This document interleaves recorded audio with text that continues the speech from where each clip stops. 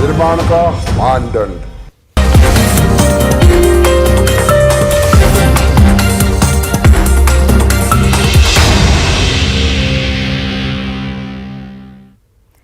नमस्कार, आप देख रहे हैं अपना बिहार। मैं हूं आपके साथ विभा उपाध्याय और इस वक्त बुलेटिन की शुरुआत बड़ी खबर के साथ। खबर दरभंगा से आ रही है, जहां पर समरणालय परिसर में शराब का मामला सामने आया है। जांच के लिए एसएसपी के सामने खाली बोतलें जो बरामद हुई थी, वो मामला अब जांच के लिए एसएसपी के सामने जा पहुंचा है।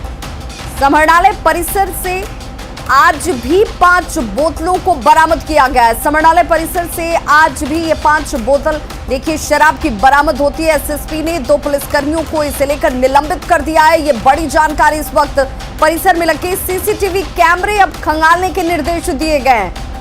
कैंटीन के कर्मी, गार्ड और ट्रेजरी गार्ड से भी इसे लेकर पूछताछ इस वक्त हो रही है। और अब समरणालय परिसर में शराब का ये मामला जो है वो तूल पकड़ता हुआ दरभंगा से ये इस वक्त की बड़ी खबर, जहां जांच के लिए एसएसपी पहुंचे हुए और एसएसपी के सामने देखिए ये तस्वीरें हैं जिन्होंने विवश कर दिया जांच को लेकर। अब इसे लेकर एसएसपी ने पुलिसकर्मियों को निलंबित किया है। 2 पुलिसकर्मियों के ऊपर ये जांच के लिए इन्हें निलंबित किया गया है। परिसर में लगे अब सीसीटीवी कैमरे खंगाले जाने के निर्देश दिए गए हैं। परिसर में शराब की खाली बोतल की खबर दिखाने के बाद पूरे प्रशासन में हड़कंप है। और खुद से जो है जहां पर हमने दिखाया था कि शराब की बोतल है, बाबूराम एसएसपी खुद मौके पर पहुंचे और वहां जांच किया और 5 खाली शराब बोतल पाया गया। जिसके बाद जो है सुरक्षा में तैनात, समरणालय परिसर के सुरक्षा में तैनात जो सुरक्षा कर्मी है, पुलिसकर्मी 2 को निलंबित कर दिया गया है। वहीं सीसीटीवी फुटेज को भी खंगाला जा रहा है। आप देख सकते हैं कि ईवीएम जो पंचायत चुनाव चल रहा है, जिसको लेके यहाँ पे मतदान ट्रेनिंग होता है, या ईवीएम सुरक्षा गार्ड जो लगे हुए हैं उनसे भी पूछताछ हो रही है। वहीं मतदान कर्मियों कैंटीन के लिए कैंटीन खोला गया है, वहाँ के जो कैंटीन कर्मी हैं उनकी भी जांच हो रही है। तो ऐसे में न्यूज़ 18 के खबर का बड़ा असर हुआ है और तत्काल जो है एफआईआर दर्ज किया जा रहा है। और जो यहाँ शराब आते थे और नशेड़ियों का यहाँ अड्डा था, उस पर आगे कार्रवाई करने पर काम चल रहा है। विपिन कुमार और सहयोगी विपिन हमारे साथ इस वक्त ज्यादा जानकारी के साथ ऑनलाइन पर दरभंगा से जुड़ गए हैं। विपिन, तस्वीरें झूठ नहीं बोलती हैं। न्यूज़ 18 के कैमरे में ये तस्वीरें कैद हुई थी, आपने ग्राउंड रिपोर्टिंग की और इस तस्वीर के सामने आने के बाद अब ये कार्रवाई हो रही है। लेकिन कार्रवाई के नाम पर सिर्फ 2 पुलिसकर्मियों को निलंबित कर देना, आगे क्या कुछ किया जा रहा है? देखिए, अभी तत्काल जो है एफआईआर दर्ज जरूर किया जा रहा है और जो सीसीटीवी फुटेज है उसे खंगाला जा रहा है कि आखिर कौन यहाँ जो नशेड़ियों का अड्डा जमता था वो कौन थे, कहाँ से आते थे।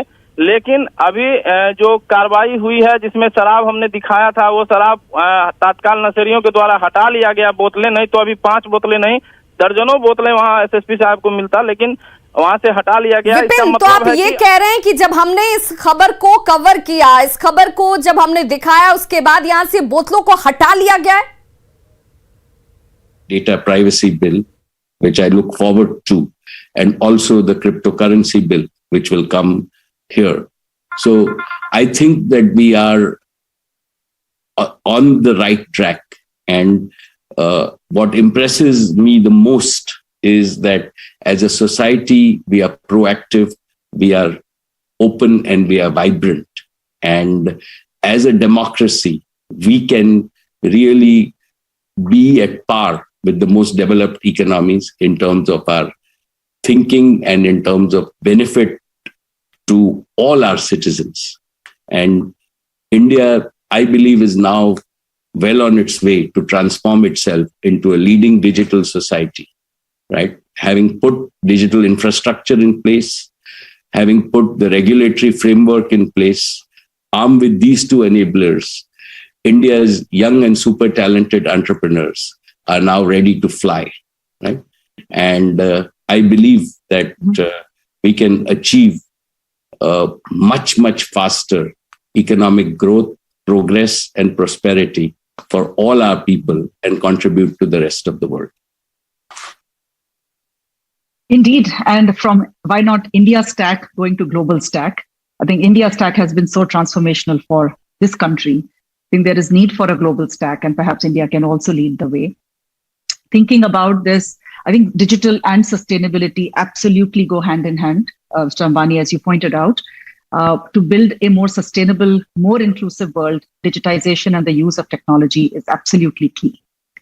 And we have seen in some ways that despite the difficult times through COVID, the acceleration of digitization and really the convergence, the coming together, whether it is finance, retail, logistics, e-commerce is just, I think, a tip of the iceberg here. But even core sectors like infrastructure, like agriculture, where the world is so dependent on these sectors, and yet they are large emitters and users of resources. The fintech industry, of course, has grown leaps and bounds. And I'm conscious that the Infinity Forum is focusing on fintechs. So I'm going to ask you this last question. We talked about crypto, we talked about Web 3.0 and the metaverse and this boundaryless global world. What do you think will be the next convergence? What will propel the growth of fintech? And I actually want to say human tech. Absolutely, Anjali. I think that the opportunity in terms of conversion, right, is, in my view, finance really is at the heart of everything. And we have not digitized finance into its full potential. I believe we are at very early stages of sporadic digitization. And the opportunity, as I see all these technologies emerging, is the opportunity to make sure that we actually adopt a decentralized model of finance, right? We have evolved over the last 100 years in organized finance through a very centralized model. And I still believe that there will be centralized government and central bank policies, but there will be a path to a very decentralized technological solutions where finance will be enabled and available to everybody, right? It will not be, today we have a world where it's still a world where people like, large companies get easier finance, small companies don't get easier finance, same thing with people. And I think that will change.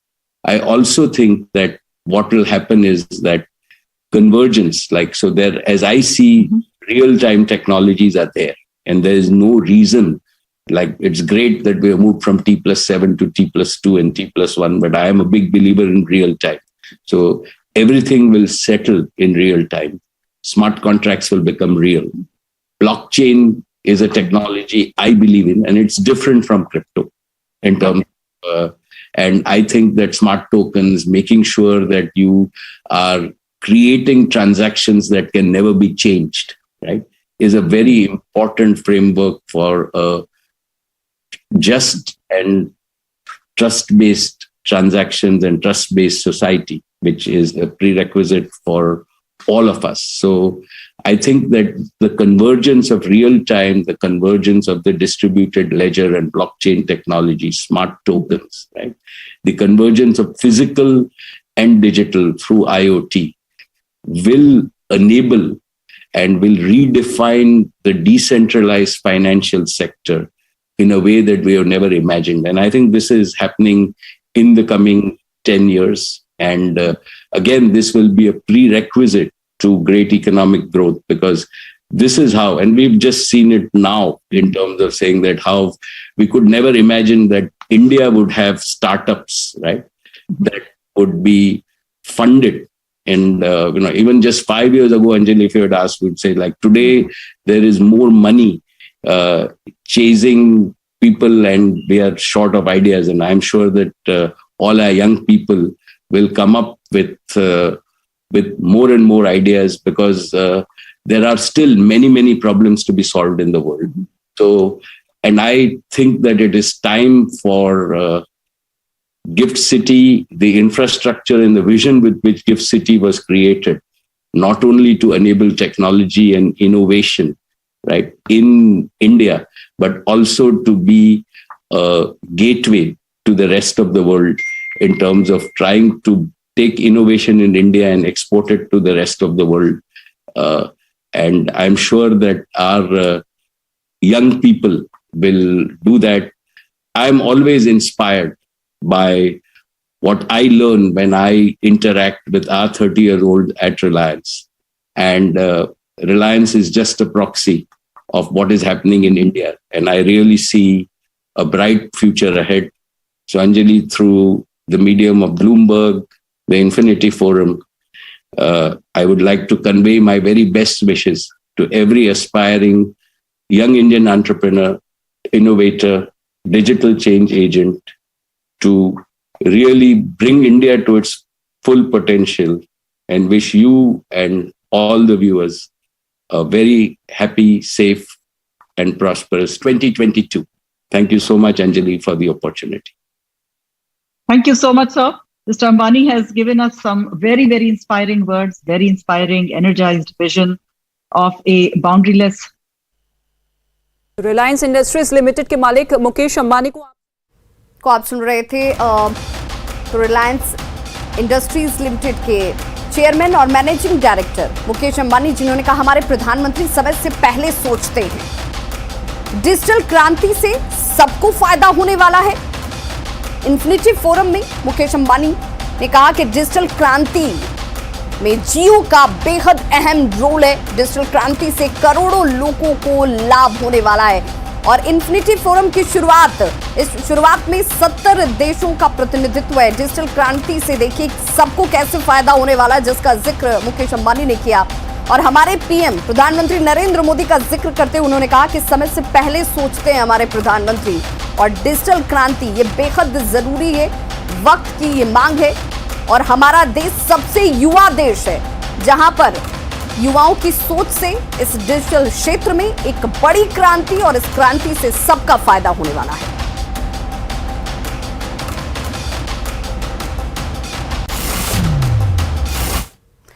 Bulletin में अब बात नाराज मंत्री की, जिनको रोकने के मामले अब माफी तक पहुंच गए हैं।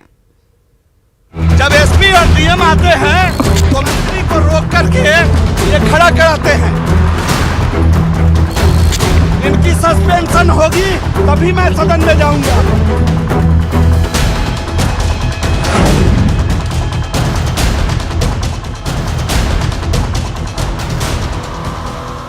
तो मंत्री जीवेश मिश्रा की गाड़ी के रोके जाने का मामला आज एक बार फिर से सदन में उठा। विधायक महबूब आलम ने कार्रवाई के बाद सवाल पूछा।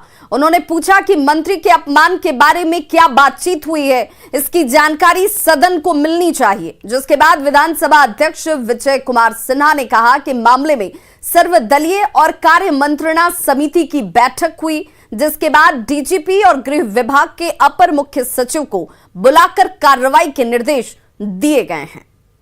कल की घटना को चुपचाप निपटाया नहीं जा सकता हम लोग। कल जो बातें हुई शर्मनाक घटना पूरी दुनिया में देखा, और तो मंत्री का अपमान हुआ तो कल की क्या कार्रवाई आगे तक, ये जवाब मंत्री दे, सरकार दे, आपके माध्यम से हम जवाब चाहते हैं। कल की घटना पर सर्वदलीय बैठक हुई, कार्य मंत्रणा समिति की भी बैठक में चर्चा हुई।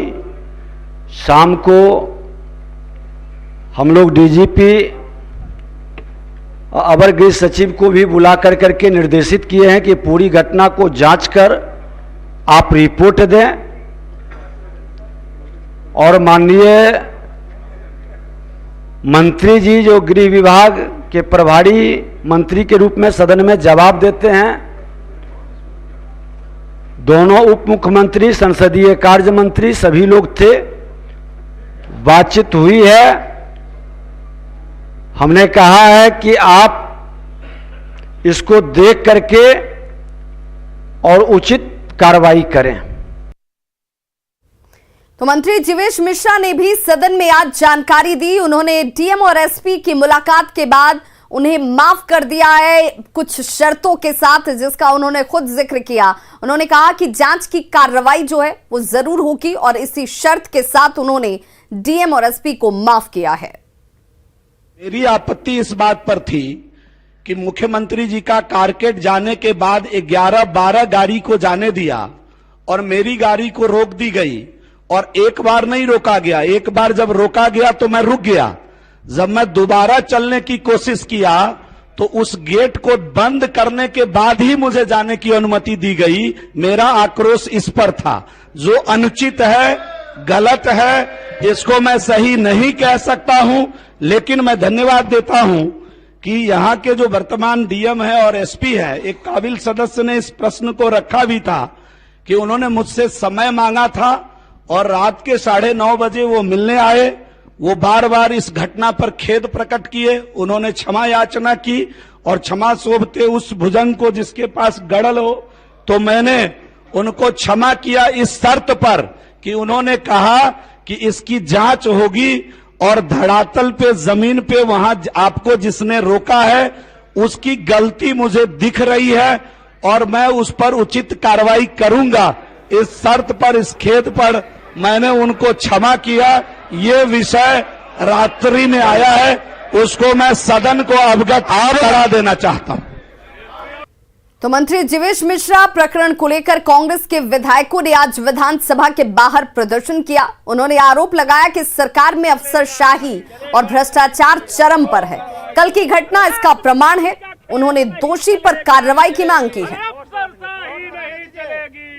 मंत्री जीवेश मिश्रा के साथ हुई बदसलूकी को लेकर के कांग्रेस मुखर है। कांग्रेस जो है यहाँ पे देख सकते हैं कि सदन के बाहर आवाज बुलंद कर रही है, हाथों में पॉम्पलेट लेकर के ये आवाज बुलंद कर रही है। कांग्रेस बिहार में फैला है भ्रष्टाचार, कौन है इसका जिम्मेवार? एनडीए सरकार बता रही है अफसरशाही नहीं चलेगी, नहीं चलेगी, नहीं चलेगी। तो देख सकते हैं यहाँ पे जो कांग्रेस के जो विधायक हैं वो सीधे तौर पे यहाँ पे आवाज बुलंद कर रहे हैं। बात करते हैं, अजीत शर्मा जी हैं हमारे साथ।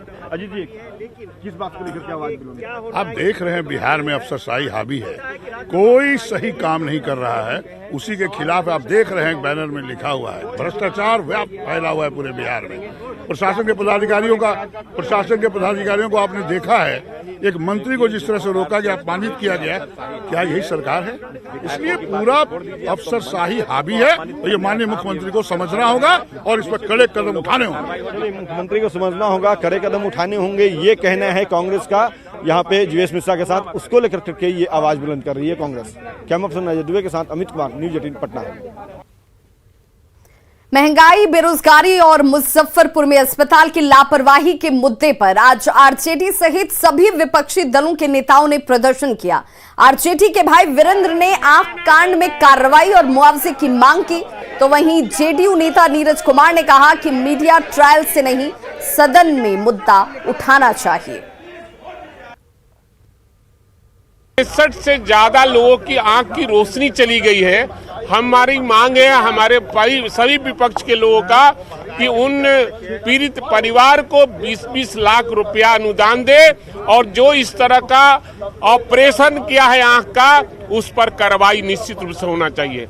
यह बड़ा महत्वपूर्ण पक्ष है कि राज्य में विपक्ष के नेता कम उपलब्ध पाए जाते हैं राज्य के अंदर में, तो हमारी उम्मीद है और साथ ही साथ सदन में सरकार अपनी बात कहती है, विपक्ष को अपनी बात कहने का अधिकार है, लेकिन इसके लिए जो विधायी प्रक्रिया है, कार्य संचालन नियमावली, उसके तहत अपनी बात को रखिएगा ना। आपको किसी पर बहस कराना है, किसी पर विवाद करना है, मीडिया ट्रायल से राजनीति और ट्विटर ट्रायल से राजनीति का एजेंडा नहीं तय होता है। बिहार विधान परिषद के पोर्टिको में आरजेडी के सदस्यों ने पूर्व मुख्यमंत्री राबड़ी देवी के नेतृत्व में प्रदर्शन किया। सरकार से उन्होंने जातीय जनगणना की मांग की। राबड़ी देवी ने कहा कि जातीय जनगणना का प्रस्ताव बिहार के दोनों सदनों में पास किया गया है, सरकार को इस पर ध्यान देना चाहिए। जातीय जनगणना लागू करने के लिए कार्य स्थगन प्रस्ताव दिया है। सभी मांग लालू जी से भी यूपीए सरकार था हम यूपीए सरकार का लालू जी सब कोई का मांग है, सब कोई काम किया था, आगे फाइल को बढ़ाया था। तो खबरों का सिलसिला लगातार जारी, आप देखते रहिए न्यूज 18 बिहार झारखंड।